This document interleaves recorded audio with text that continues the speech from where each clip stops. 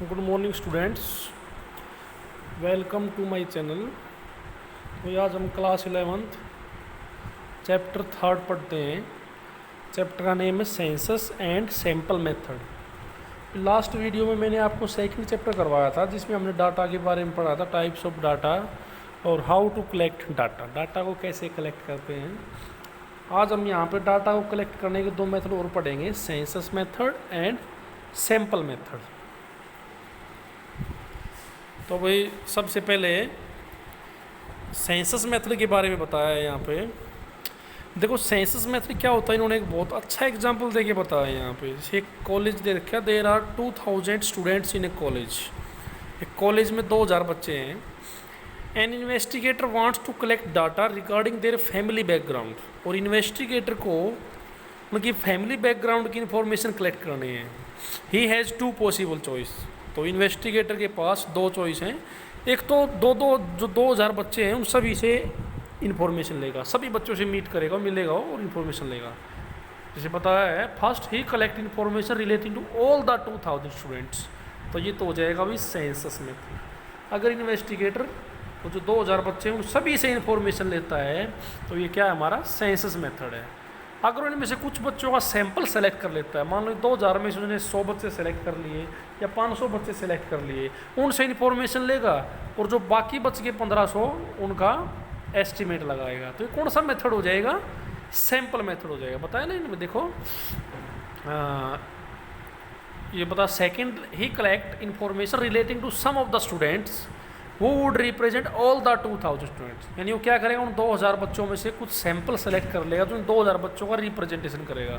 In statics the first approach for collecting data is called census data, census method, and the second approach is called sample method. Clear है? तो मैं आपको simple way में definition बताता हूँ। Census method क्या है? It refers to that method in which investigator collect information from each and every item in the universe. Universe means यहाँ पे यूनिवर्स का मतलब है कि जितने हमारे पास टोटल डाटा हैं, ठीक है, टोटल पॉपुलेशन है, हमने 2000 बच्चों का सर्वे करना है तो हमारी टोटल पॉपुलेशन यानी यूनिवर्स कितना है, 2000।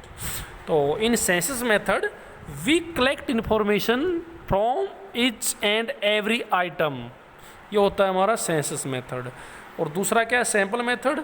It refers to that method in which investigator select some sample from the universe and collect information from them. Sample method में जो इन्वेस्टिगेटर है उन जो हमारा टोटल पॉपुलेशन उसमें से कुछ सैंपल सेलेक्ट करता है और उन्हीं से इन्फॉर्मेशन लेता है और जो बाकी बचे हैं उनका एस्टीमेट लगा लेता है। तो क्लियर है बच्चों दोनों में डिफरेंस? अब देखो आगे कैसे डिफाइन किया है। देखो सबसे पहले तो यहाँ पे यूनिवर्स या सैंपल पॉपुलेशन के बारे में बताया है, सेकंड चैप्टर में बता दिया था। मतलब जिनका हम सर्वे कर रहे हैं, हमने जिनकी इन्फॉर्मेशन कलेक्ट करनी है। जैसे एग्जांपल वहाँ पे 2000 स्टूडेंट्स का दिया था, तो 2000 स्टूडेंट्स हमारी क्या है, पॉपुलेशन है, हम उसको यूनिवर्स बोल सकते हैं। तो भाई यहाँ पे यही सेंसस और सैंपल का एग्जांपल दे के बताया है यहाँ पे। तो एक सिंपल सी डेफिनेशन मैंने बताई है, दोबारा रिपीट कर देता हूँ। सेंसस मेथड क्या होता है? It refers to that method in which investigator collect information from each and every item in the universe. यानी सैंपल मेथड में हर एक आइटम से हम इन्फॉर्मेशन कलेक्ट करते हैं। तो sample method, it refers to that method in which investigator selected some sample from the universe and collect information from them। तो सिंपल डेफिनेशन बताई है मैंने आपको बिल्कुल। यहाँ पे फिर वही एग्जांपल दे के बता रखा है। देखो जैसे यहाँ पे इन्होंने एक डायग्राम बना के बताया है, इधर ये जो एक बना रखा है सर्कल टाइप में, इसमें टोटल 27 आइटम है। कितने हैं? 27। अगर हम 27 आइटम से सभी से इंफॉर्मेशन लेते हैं तो ये हमारा सेंसस मेथड हो जाएगा। लेकिन यहाँ देखो इन्होंने सैंपल सेलेक्ट कर लिए 3। देखो 3 जो डॉट है वो बाहर लिख रखे हैं, 3 आइटम्स, यानी सैंपल सेलेक्ट कर लिए। इन 3 आइटमों से हम इन्फॉर्मेशन लेंगे और जो बाकी 24 बच गए उनका इन 3 के बेस पे एस्टीमेट लगाएंगे। तो ये कौन सा मेथड हो जाएगा? सैंपल मेथड हो जाएगा। तो देखो भाई सेंसस मेथड की डेफिनेशन यहाँ बुक में भी गिवन है। Census method is that method in which data are collected covering every item of the universe or population। Relating to the problem under investigation, ये हर एक आइटम को कवर करेंगे, सभी से इंफॉर्मेशन लेंगे। ठीक है, अब भाई देखो यहाँ पे सूटेबिलिटी बताइए सेंसस मेथड की कि हमारे को सेंसस मेथड किस कंडीशन में यूज करना चाहिए। फर्स्ट है रिलायबल एंड एक्यूरेट। अगर हमारे को इन्फॉर्मेशन बिल्कुल रियल चाहिए और रिजल्ट बिल्कुल एक्यूरेट चाहिए तो सेंसस मेथड से मिल रहा है, क्योंकि सैम्पल मेथड में क्या होता है, जैसे वहाँ पे मान लो 2000 बच्चे हैं, उनमें से 500 बच्चे सेलेक्ट कर लिए, हम 500 बच्चों से इन्फॉर्मेशन लेंगे और जो बाकी 1500 बच्चे बच गए उनका तो हम एस्टिमेट लगाएंगे ना, तो एस्टिमेट हमारा ठीक भी हो सकता है और गलत भी हो सकता है। तो सैम्पल मेथड में एक्यूरेसी कम होती है। अगर हमारे को बिल्कुल रियल और एक्यूरेट इन्फॉर्मेशन की ज़रूरत है तो सेंसस मेथड अच्छा रहेगा। दूसरा लेस बायस्ड, सेंसस मेथड में बायस्ड नहीं होता, कोई पक्षपात नहीं होता, क्योंकि इसमें हम सभी को इक्वली इंपॉर्टेंस देते हैं, क्योंकि हम सभी से इन्फॉर्मेशन लेते हैं इसमें। थर्ड क्या है, extensive information.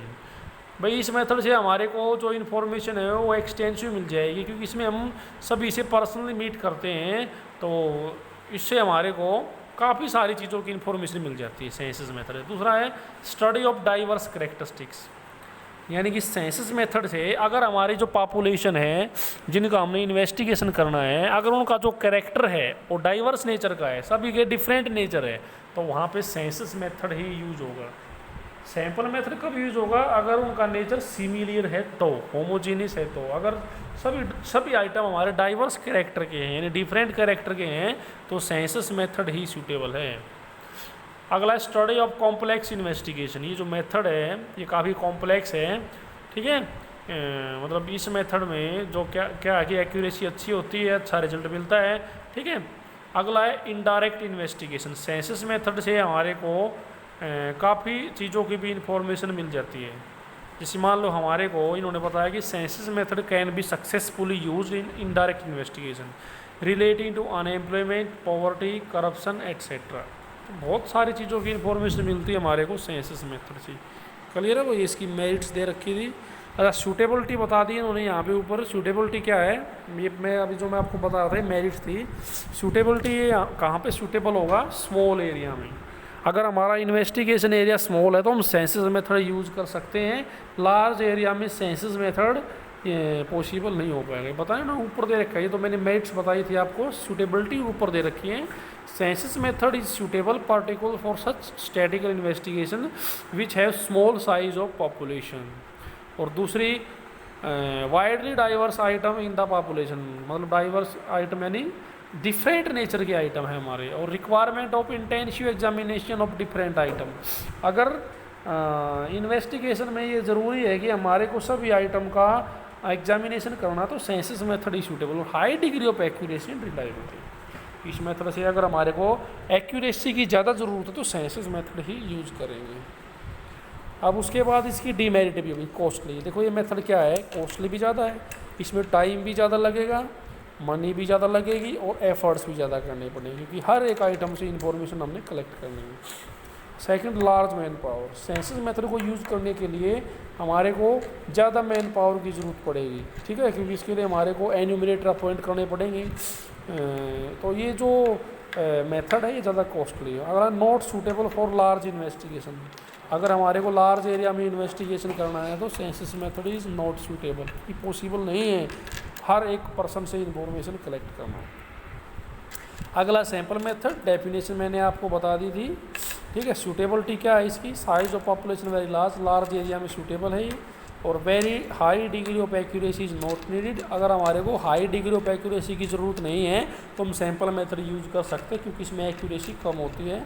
Intensive examination of diverse item is not required, अगर हर एक आइटम का एग्जामिनेशन करना जरूरी नहीं है तब भी सैंपल मेथड ही सूटेबल है। और when different units of universe are broadly similar to each other, अगर हमारे जो इंफॉर्मेशन जो हमारे आइटम है पॉपुलेशन के, अगर वो सिमिलियर नेचर के हैं तो सेंसस मेथड ही सैंपल मेथड ही सूटेबल रहेगा।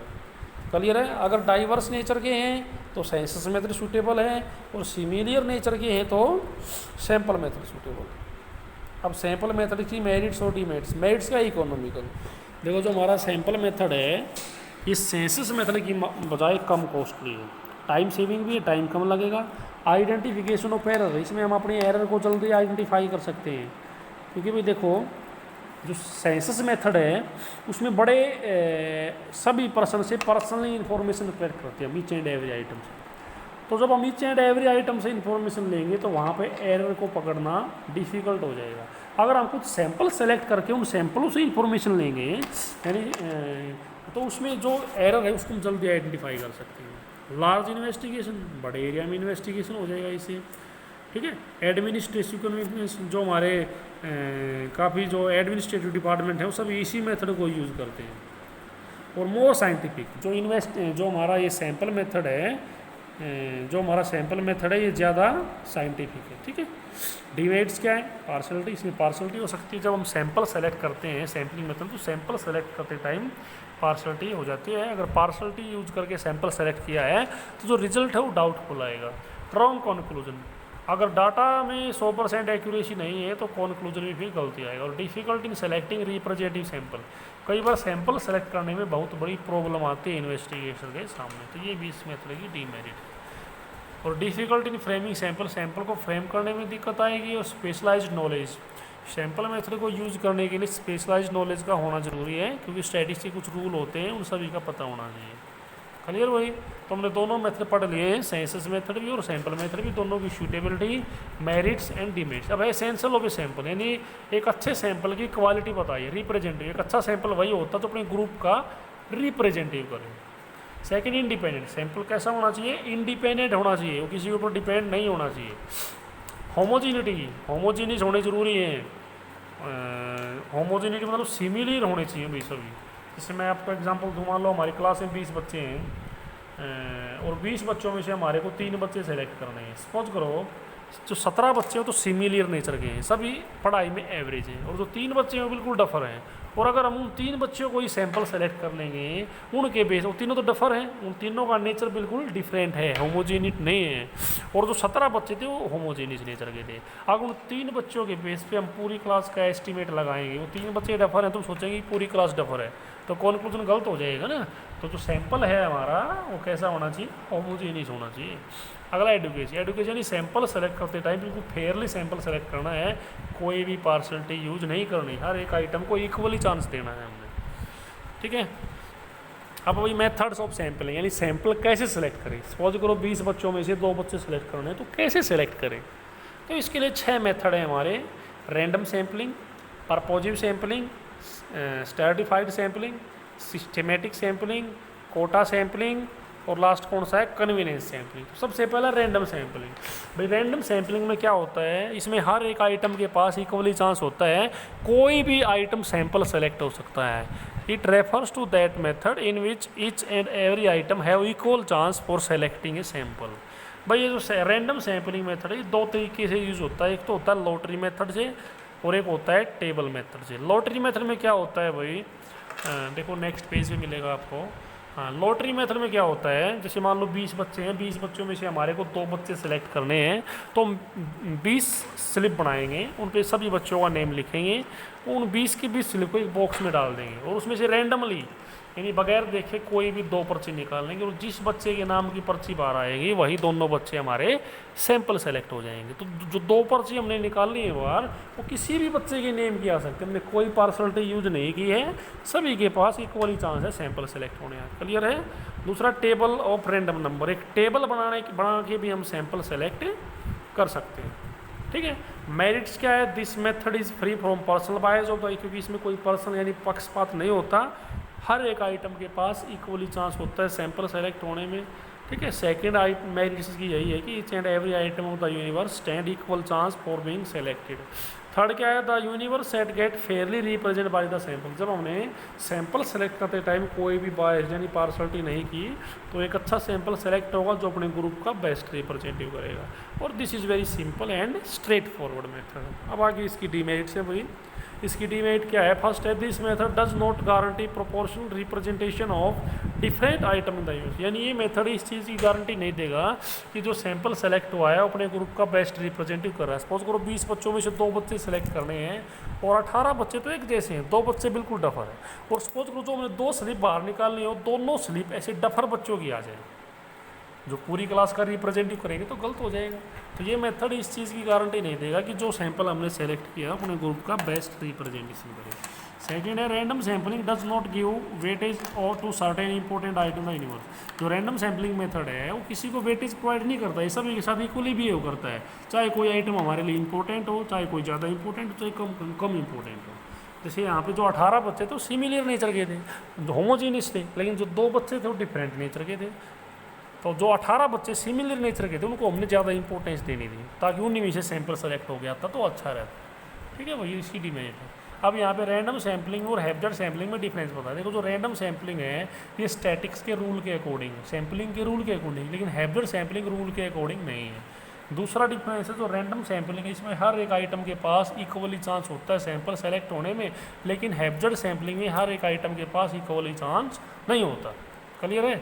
अब आगे नीचे दे रखा कि random sampling and exit poll. देखो भाई एग्जिट पोल क्या होता है, जैसे जब इलेक्शन से पहले जो हमारे न्यूज़ चैनल वाले हैं वो एग्जिट पोल निकालते हैं कि भाई कौन सी पार्टी जीतने वाली है, कितनी सीटें जीतेंगी, तो रैंडम सैम्पलिंग मेथड ही होता है। वो न्यूज़ एजेंसी वाले क्या करते हैं, पर्टिकुलर एरिया में एक बॉक्स लेके जाते हैं, वहाँ घूमते हैं, सर्वे करते हैं और पब्लिक को बोलते हैं भाई आपको जिस पार्टी को भी जिताना चाहते हो आप उसकी स्लिप पर्ची पे डाल के उसमें डाल दो बॉक्स में। फिर वो जाके उस अपने हेड ऑफिस में जाके उस बॉक्स को ओपन करके वहाँ पे काउंट करते हैं कि किस पार्टी के नाम की स्लिप ज़्यादा मिली है। जिसकी स्लिप ज़्यादा होगी उसके हिसाब से वो अपना एग्जिट पोल निकालते हैं, इलेक्शन का जो एग्जिट पोल होता है। ठीक है, तो ये रैंडम सैम्पलिंग मेथड की तरह है, ये लॉटरी मेथड की तरह है। ठीक है, क्योंकि दूसरा है प्रपोजिव सैम्पलिंग, या इसको हम डेलिब्रेट सैम्पलिंग ही बोल सकते हैं। इसमें हम सैंपल जो इन्वेस्टिगेटर है वो खुद ही, जैसे हमने मान लो 20 स्टूडेंट्स में से 2 स्टूडेंट सेलेक्ट करने हैं, जो इन्वेस्टिगेटर है वो खुद अपने हिसाब से अपनी नॉलेज के बेस पे 2 बच्चों को सेलेक्ट कर लेता है। ठीक है, तो इसमें सभी के पास इक्वली चांस नहीं है ना, इन्वेस्टिगेटर ने अपनी इच्छा से अपनी मर्जी से कोई भी 2 बच्चे सेलेक्ट किए, ये होता है प्रपोजिव sampling. It refers to that method in which investigator himself selects sample from the group of universe. ठीक है, this purposive sampling is that method in which the investigator himself make the choice of the sample item which in his opinion are the best representative of the universe. देखो भाई इस method में जो है हर एक item के पास equally chance नहीं है, और इस मेथड में पर्सनल बायस यानी पार्शलिटी सबसे ज़्यादा होती है। इन्वेस्टिगेटर जैसे टीचर ने 2 बच्चे सेलेक्ट करने हैं 20 बच्चों में से, तो यहाँ पे पार्शलिटी हो सकती है। टीचर जिन बच्चों को ज़्यादा इंपॉर्टेंस देता है उन्हीं बच्चों को सैंपल सेलेक्ट कर सकता है। ठीक है, मतलब मॉनिटर अपॉइंट करने हैं मान लो 2 बच्चे, तो जिन बच्चों को टीचर ज़्यादा अपॉइंट करेगा वही 2 बच्चे सेलेक्ट करेगा टीचर मॉनिटर के लिए, तो यहाँ पे पार्शलिटी ज़्यादा हो सकती है। ठीक है, मेरिट्स क्या है, this method is flexible to allow the inclusion of those item in the sample which are of special significance. ये मेथड फ्लेक्सिबल है, selection of item can be deliberate turn to the purpose of study, deliberately है ये, और simple technique. Demat क्या है, personal bias, पक्षपात। दूसरा because of personal bias, अगर पर्सनल बायस किया सैंपल सेलेक्ट करने तो रिजल्ट भी डाउटफुल आएगा। क्लियर है भाई, 2 मेथड हो गए हमारे।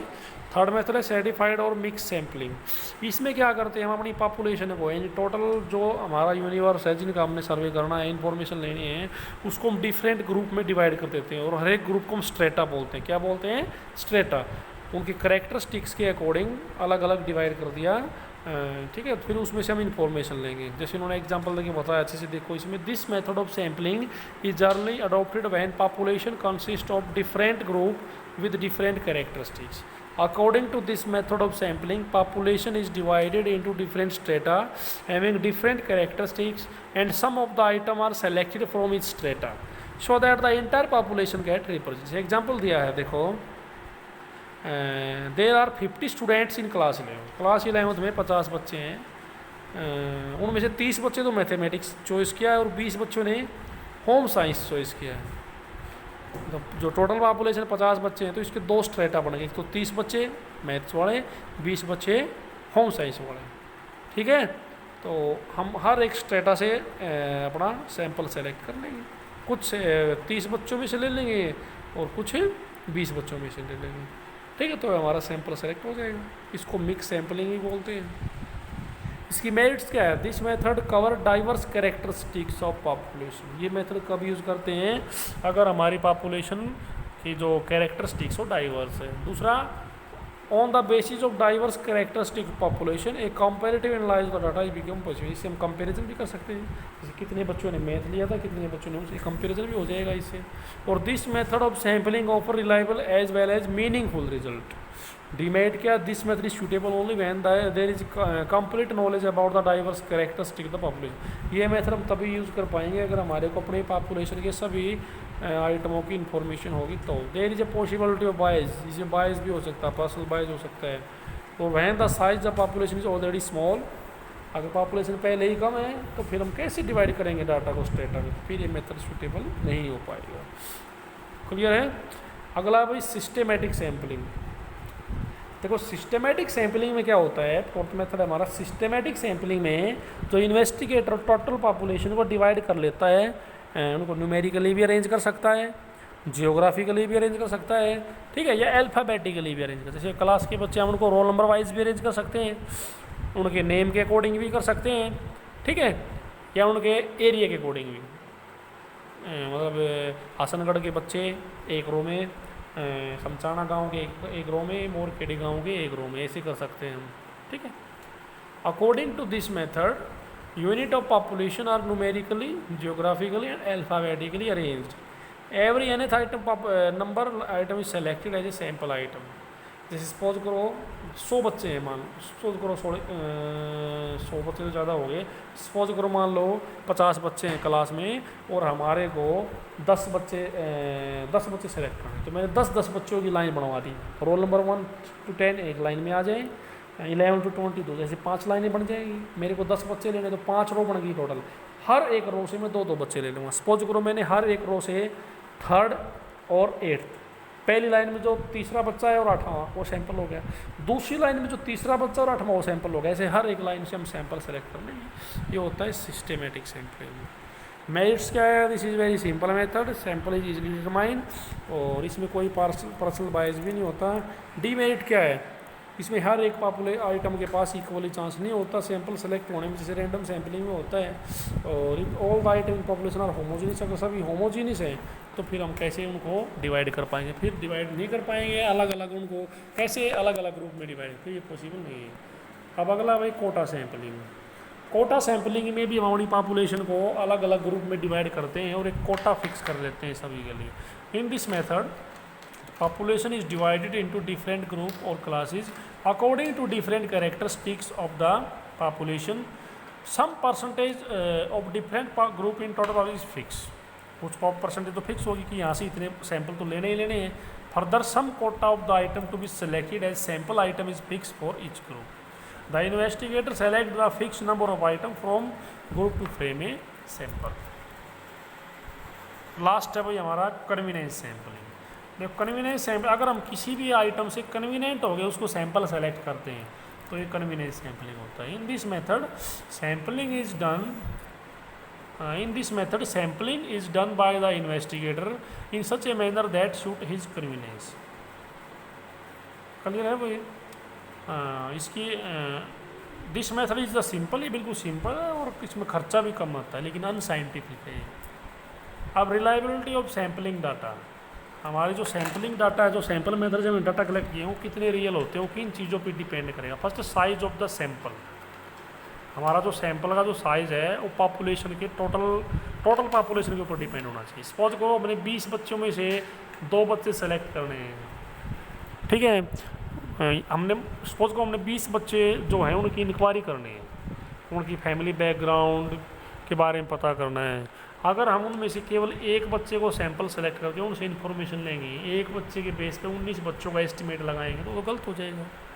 अगर हम 20 बच्चों में से 18 बच्चे सैंपल सेलेक्ट करके उनसे इन्फॉर्मेशन लेंगे और 2 का एस्टिमेट लगाएंगे, ये भी गलत है। इससे अच्छा तो फिर हम सेंसस मेथड ही यूज़ कर लें।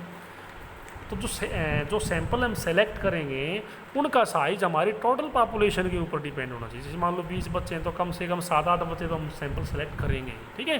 तो जो पॉपुलेशन का जो सैंपल का जो साइज़ है वो हमारी टोटल पॉपुलेशन के अकॉर्डिंग ही होना चाहिए। Reliability of sampling depend on the size of sample.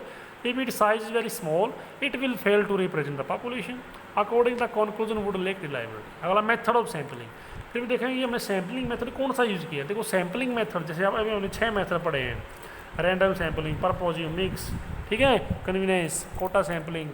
तो हम ऐसी सैम्पलिंग मेथड यूज करके सैंपल सेलेक्ट करेंगे जो एडुकेट हो, जिसमें हमने कोई पार्शलिटी ना की हो। अगर हम अच्छा सैंपल सेलेक्ट करेंगे तो फिर हमारा रिजल्ट भी अच्छा ही आएगा। बायस ऑफ कोरस्पोंडेंट एन्यूमरेटर, अगर एन्यूमरेटर ने या कोरस्पोंडेंट ने डाटा कलेक्ट करते टाइम कोई भी पार्शलिटी की है तो उससे जो रिजल्ट है वो अच्छा नहीं आएगा। अगला ट्रेनिंग ऑफ एन्यूमरेटर, जो रिलायबिलिटी है सैंपल की, इसके ऊपर भी डिपेंड करता है कि हमने एन्यूमरेटर को ट्रेनिंग कितनी दी है, वो इस काम में एक्सपर्ट है या नहीं है। अब भाई सेंसस और सैम्पलिंग मेथड में डिफरेंस दे रखा है। दोनों मेथड हमने पढ़ लिए, सेंसस मेथड भी और सैम्पलिंग मेथड भी। सबसे पहला डिफरेंस है कवरेज। देखो सेंसस मेथड कवर करेगा केवल स्मॉल एरिया को, अगर हमें लार्ज एरिया में इंफॉर्मेशन कलेक्ट करनी तो सैम्पल मेथड अच्छा रहेगा। Suitability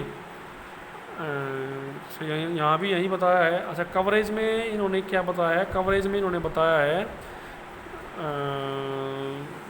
in the census technique the an investigator collect information relating to all the item. इन्होंने ये बताया है कवरेज में कि सेंसस मेथड में हम हर एक आइटम को कवर करेंगे इन्फॉर्मेशन कलेक्ट करने, लेकिन सैंपल में हर एक आइटम को कवर नहीं करेंगे। सूटेबिलिटी, सेंसस मेथड सूटेबल है स्मॉल एरिया में और सैंपल मेथड सूटेबल है लार्ज। एक्यूरेसी, अगर हमारे को हाई डिग्री ऑफ एक्यूरेसी की ज़रूरत है तो सेंसस मेथड हमारे को ज़्यादा एक्यूरेसी देगा, सैंपल मेथड हमारे को एक्यूरेसी कम देता है। Cost, sampling method less expensive है in comparison to census method.